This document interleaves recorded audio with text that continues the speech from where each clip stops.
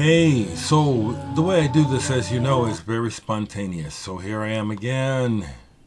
It's Thursday, the 9th, and I'm listening for the first time to.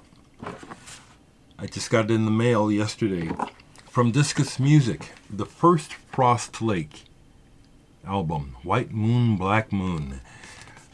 Recently, I reviewed the new Frost Lake.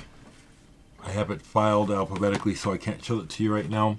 I just decided as I was listening, let me go ahead and speak because I know what to say already. Jan, through the record company, sent this to me along with I love the notes, you know what I'm saying? A personal, I love this music. It's enchanting. That is the word. I didn't have to keep thinking. It was like, that's what it is. It's enchanting. There's an otherworldly, through the mist kind of feeling to this music and Jan's voice and playing. I absolutely love it. I was feeling it so much, I just took a look at the lyrics, and it's completely where I'm coming from. No Looking Back is the second track, you know. Where's this car going? Pointed somewhere? No way of knowing, don't really care. Just want to leave this madness behind. Follow a road that has clearer signs. That's my shit. Now, the music matches it. You know, it's magical. This is just my first hearing, but like I said, I was introduced to Frost Lake through their latest CD, which I love, and now to go back and hear the first one, didn't have to wait to tell you how much I like it. Jan, thank you, and Martin Archer, thank you for sending this. Thank you, Discus Music, for existing. It's a quick one, but it's a thumbs up, absolutely.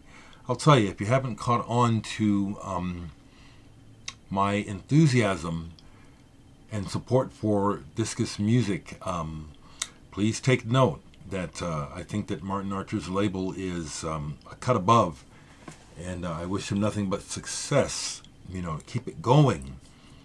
Real music beyond entertainment, beyond product.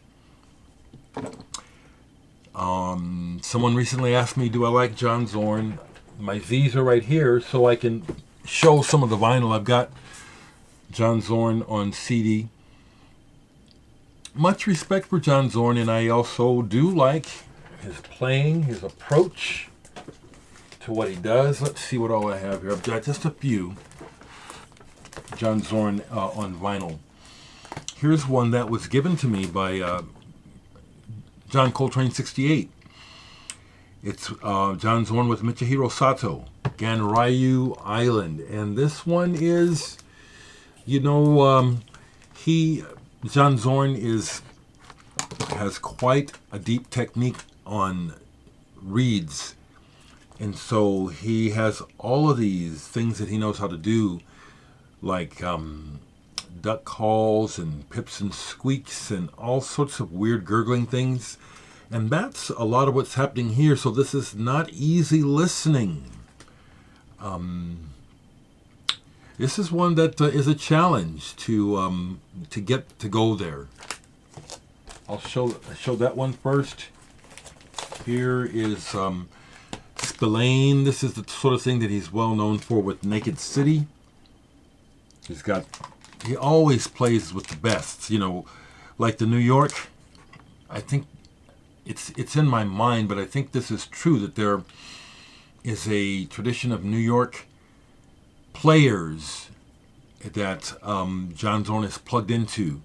People like Sonny Chirac and Bill Laswell, even Robert Quine, who played Richard Hell and the Voidoids, Melvin Gibbs, Ronald Shannon Jackson, Bobby Previtt. Great players. John Zorn has a huge discography, and I want to say this for folks who I keep encountering new watchers all the time, which of course I should expect. This is a labor of love, and I'm really proud of my record collection because it's been amassed through hard work. It, you know, if you have access to easy income, you can buy things easily. That's not ever been the case for me. And so it's been hard won, this collection. If I had access to big money, I would have much more of all the artists that I like, including the ones that I can't show you because I don't have them. Someone asked me about Elephant Nine. Yeah, I check that stuff out, people, especially if it's like related to certain musicians. The label Rune Gramophone, I'd love to own everything on that label. It's quality. John Zorn, Spy versus Spy. Again, look at the people he's got on here. Playing the music of of Ornette Coleman. This was a gift, I believe, from Dave Cotter, I think. I try to remember. I do appreciate The Classic Guide to Strategy, John Zorn. Okay. Another one that I received that I have only scratched the surface of. Of the vinyl, the two that I'm most familiar with is this one that I believe this is one of his very first records, if not the first. School. And I bought this from Eugene Chadbourne at a Shockabilly show. And we got to talking, Eugene Chadbourne and I, about collaborating. And so he put his address on here. This was Eugene's last copy of the album. I got it. And this is hard to find. And this is deep. And this is excellent. It reminds me I have another Eugene Chadbourne album up there that Zorn is on. I just played recently that I bought at the same time as this. School. And then also this one, which is another side of John Zorn. The Dreamers. Special Collection. The Gentle Side. I always remember that I bought this at Amoeba Music out in California, because I've only been to that store once. The huge one in LA. It's a picture disc, but it plays rather well. I do have a download of it. Matt, I've got more on CD. He's got a ton of music, plus his own label. Zadek, I don't know if the label is still going. Absolutely. Now, my bees are in the other room, but often when I think of saxophone and music like this, the first person that comes to my mind is Anthony Braxton, who is mind-blowing if you don't know his music. And I've got Anthony Braxton records in the other room. There was another, I was thinking over here, Charles Tolliver is not related to John Zorn. There was something else in this section I was going to see. I've got a lot of... someone mentioned Henry Threadgill. I don't know if Threadgill's played with John Zorn, but I've got Threadgill in the collection down here somewhere. I'm not a dedicated jazzer. I'm not a dedicated anything. I love good music, and I love how... Yeah, the music is a big part of my identity. And I think the things that we fill our lives with are obviously extensions of our identity. And so I just relate to hearing music as objectively as possible and just loving good stuff, good music.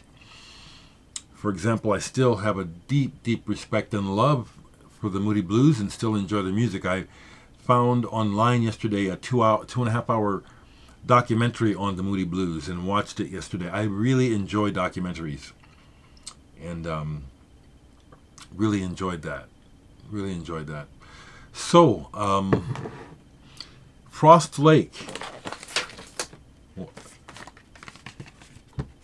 Without even getting through the entire CD, I can highly recommend this for, she doesn't sound like them, but Gilly Smith with Gong. To me, there's a link to, I guess what it is creating your own space with sound, a safe place, a sane place, one where people are not concerned about who is the most powerful, who is the most that. We're just living, trying to find harmony within ourselves as well as with others. Thanks again, Jan, for sharing the Frost Lake with me.